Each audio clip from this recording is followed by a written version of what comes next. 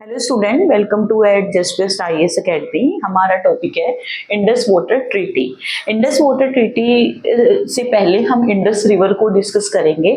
Indus river को transboundary river of Asia माना जाता है, जिसका ओरिजिन सिनाई कबाब नियर मानसरोवर लेक चाइना से होके निकलता है। इसकी लेंथ अप्रोक्सीमेट 3180 किलोमीटर जो मानी जाती है। और अगर इसके फ्लो की बात करें तो नॉर्थ वेस्ट फ्लो होता हुआ ये इंडिया के अंदर लद्दाख साइड से आपका एंटर करेगा एंड पाकिस्तान में ये वाया गिलगित और बल्तिस्तान से एंटर करती है।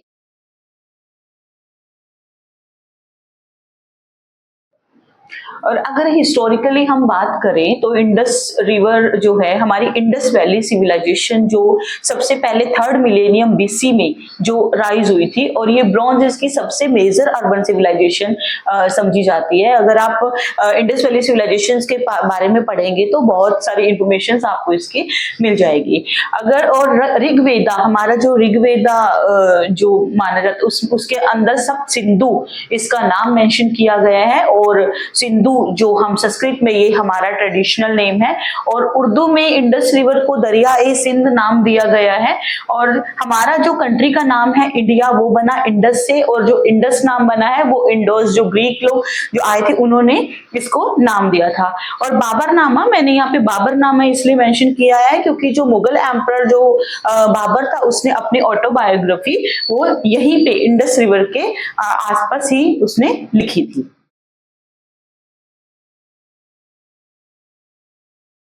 और अगर हम इकोनॉमिकली बात करें तो प्रोवाइड रिसोर्सेज टू पाकिस्तान, जो इंडस रिवर है वो जो पानी है यहाँ पे प्रोवाइड कराती है, जिसके ऊपर टोटली जो पाकिस्तान का जो एग्रीकल्चर है और जो इंडस्ट्रीज है वो इसी के ऊपर हैवीली डिपेंडेंट है। इंडस रिवर जो है मैनी हैवी इंडस्ट्रीज को सपोर्ट करती है पाकिस्तान में। एंड पोर्टेबल वाटर, सबसे इंपॉर्टेंट जो पीने का पानी है वो पाकिस्तान पे इंडस रिवर से होते हुए जाता है। अगर दूसरे बात करूं तो लार्ज प्रोडक्शन जो पाकिस्तान में cotton, wheat and sugarcane सबसे ज्यादा होता है, और यहाँ पे मैक्सिमम जो है वाटर की जरूरत पड़ती है। और इंडस रिवर डॉल्फिन, इसका साइंटिफिक नेम है प्लेंटिस्टा इंडिकस माइनस, जो इंडस रिवर्स में आपको पाई जाती है। And important bird area Indus river को जो माना जाता है, जहाँ पे आपके फ्लेमिंगो, पेलिकन्स एंड क्रेन जैसे जो बर्ड्स हैं यहाँ पाए जाएंगे। और मोर देन 180 फिशेस स्पीसीज आपको यहाँ पे देखने को मिलेगी। और सबसे इंपॉर्टेंट चीज, जितने भी जो इंडस स्क्रिप्ट अगर आप देखोगे आपको लिखी हुई मिलेंगी, तो आपको वो फिश साइंस के अंदर आपको दिखाई देगी।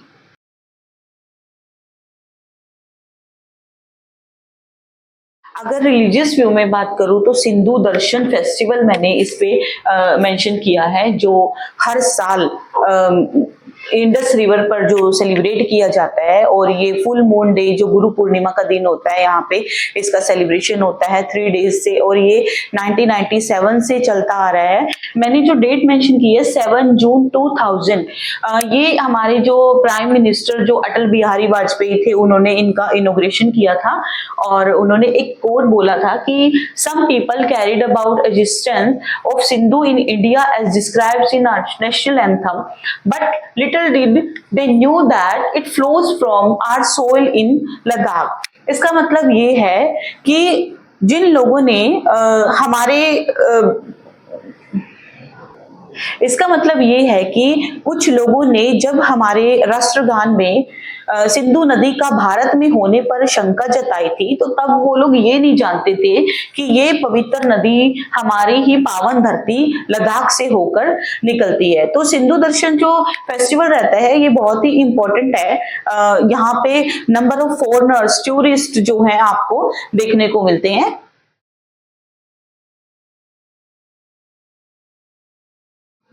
अभी हम बात करेंगे इंडस वाटर ट्रीटी के बारे में। इंडस वाटर ट्रीटी 19 सितंबर 1960 को पंडित जवाहरलाल नेहरू जो इंडिया के prime minister, Ayub Khan Pakistan president and WAF इलिफ जो वाइस प्रेसिडेंट हैं जो वर्ल्ड बैंक के, कराची में ये साइन की गई थी। तो ये एक तरीके का एक एग्रीमेंट होता है। इसके अंदर डिविजन्स ऑफ रिवर किया गया कि जो हमारी 6 नदियां हैं वो रावी, ब्यास एंड सतलुज जो ईस्टर्न रिवर्स वो इंडिया को, और जो इंडस झेलम चेनाब जो वेस्टर्न रिवर्स है ये पाकिस्तान को सौंपी गई। तो इंडिया जो है सिर्फ वेस्टर्न रिवर्स का जो यूज करता है वो हाइड्रो पावर्स और नेविगेशन के लिए करता है। जैसा कि मैंने पहले बताया कि जो जितने भी ये रिवर्स हैं ये पाकिस्तान में, ये हैविली जो पाकिस्तान है वो इनका एग्रीकल्चर इंडस्ट्री वो डिपेंडेंट है इन्हीं रिवर्स के ऊपर।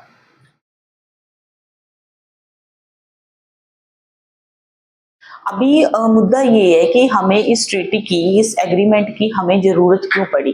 तो जब 1947 के अंदर भारत और पाक का पार्टीशन हुआ तो वाटर रिसोर्सेज की हमें जरूरत पड़ी क्योंकि एग्रीकल्चर भी चाहिए था, इंडस्ट्री भी चाहिए थी। तो उसमें क्या हुआ कि 1 अप्रैल 1948 की 8 में क्या हुआ कि इंडिया ने रावी और जो हमारी सतलुज नदी है उसके ऊपर एक सस्पेंशन लगा दिया, यानी वाटर फ्लो को उसमें बंद कर दिया। तो इससे क्या हुआ कि पाकिस्तान को थोड़ा सा पैनिक हुआ कि इस तरीके से तो जो भारत है इसको स्ट्रेटेजिक वेपन इसको यूज कर सकती है कि कभी भी पानी बंद हो सकता है। तो इसके लिए पाकिस्तान को लगा कि हमें परमानेंट वाटर शेयरिंग की जरूरत है और इसके लिए हमें कोई ना कोई मीडिएटर की जरूरत पड़ेगी। तो दैट्स द रीजन हमें इस एग्रीमेंट की जरूरत पड़ी। एंड इसमें इंडिया भी जो आर्ग्यू करता है कि जो हमारी टेरिटरी से पानी जब निकल रहा है तो इसका पूरा सॉवरेन राइट है, हमारे ऊपर ही होना चाहिए। तो इन सब मुद्दों को देखते हुए ही ये ट्रीटी को साइन किया गया। तो इसमें वर्ल्ड बैंक को मीडिएटर जो बनाया गया, तो वर्ल्ड बैंक का रोल क्या है कि इसमें अमेरिकन इंजीनियर जो एक डेविड एंड जो एगन जो ब्लैक था उन्होंने बहुत ही क्रूशियल रोल को प्ले किया। तो ये क्या करते हैं कि ये जो इस ट्रीटी के को मेंटेन करते हैं, एक बैलेंस करते हैं, जिसमें इस ट्रीटी में क्या लिखा गया है कि जो 80% जो वाटर है इंडस का वो पाकिस्तान को जाएगा क्योंकि उनका जो एग्रीकल्चर और जो पूरा जो इंडस्ट्रीज है वो उसी के ऊपर डिपेंडेंट होती है। अभी इंडस वाटर ट्रीटी के अंदर जो डिस्प्यूट रेजोल्यूशन है वो किस तरीके से पास किया जाता है, तो 4 टाइप्स यहाँ पे जो मैंने मेंशन किया है। सबसे पहले आता है पीआईसी जो परमानेंट इंडस कमीशन होता है। इसमें फॉर एग्जांपल अगर इंडिया को जैसे एक स्मॉल हाइड्रो जो प्रोजेक्ट है बनाने के लिए एक परमिशन मिली है, अगर पाकिस्तान को उसमें एक कोई टेक्निकल इश्यू अगर आ रहा है तो वो पीआईसी उसको रिजोल्व करेगी। नेक्स्ट आपका न्यूट्रल एक्सपर्ट है जिसको हमारा वर्ल्ड बैंक जो अपॉइंट करता है। फॉर एग्जांपल जैसे डैम है जो न्यूट्रल एक्सपर्ट ने वेरीफाई किया है कि आप इस प्रोजेक्ट को लगा सकते हो, अगर उसमें कोई प्रॉब्लम है, अगर पीआईसी उसको रिजोल्व ना कर सके तो देन आप वो न्यूट्रल एक्सपर्ट है उस प्रॉब्लम को सोल्व करेगा। For example Baglihar dam dispute. Third आपका आता है कोर्ट ऑफ आर्बिट्रेशन COA। ये आपका एक legal interpretation of the treaty है। ये एक सीरियस इंपैक्ट होता है वाटर फ्लो पे। अगर पानी फ्लो में कोई भी अगर किसी भी तरीके का डिस्प्यूट आपके सामने आ रहा है, अगर मैं एग्जांपल की बात करूं तो कृष्ण गंगा प्रोजेक्ट है जो पाकिस्तान में जो लगाया जा रहा है, इसमें क्या है कि इंडिया को बनाने की परमिशंस है बट जो पाकिस्तान को है इसका जो मिनिमम फ्लो जा रहा है पानी का, तो अगर चाहे तो कोर्ट ऑफ आर्बिट्रेशन इसके ऊपर वर्क कर सकती है। एंड लास्ट में आपका वर्ल्ड बैंक जो मैं आपको ऊपर बता चुकी हूँ। मैं अगर पाकिस्तानी जो प्रोजेक्ट है ये आपके दोनों ही आपके इंपॉर्टेंट प्रोजेक्ट है, ये तारबेला डैम और मंगला डैम। तारबेला जो डैम है ये अर्थ फिल्ड आपका डैम है और मंगला डैम जो है ये आपका स्टोरेज डैम माना जाता है। ये मैंने इसलिए आपको बताया कि बहुत ही इंपॉर्टेंट है। कुछ अनदर स्टेटमेंट जैसे ओमर अब्दुल्ला, ये जो फॉर्मर जो चीफ मिनिस्टर हैं जम्मू कश्मीर के, इन्होंने इंडस वाटर पे एक स्टेटमेंट दी है कि जो इंडस वाटर जो ट्रीटी का जो ये अनफेयर इन्होंने एग्रीमेंट बताया है कि ये जम्मू कश्मीर के लिए तो ये फेवरेबल ही नहीं है कि जम्मू कश्मीर के जो लोग हैं उनको कोई भी वहां पे प्रोजेक्ट बनाने के लिए लाइक डैम इन रिवर्स के ऊपर उनको परमिशन दे नहीं चाहते, उनको अलाउ ही नहीं है।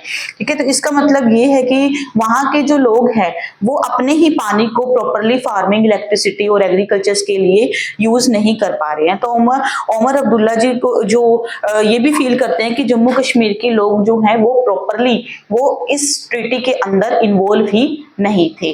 तो अंत में इतना ही। धन्यवाद। जय हिंद, जय भारत।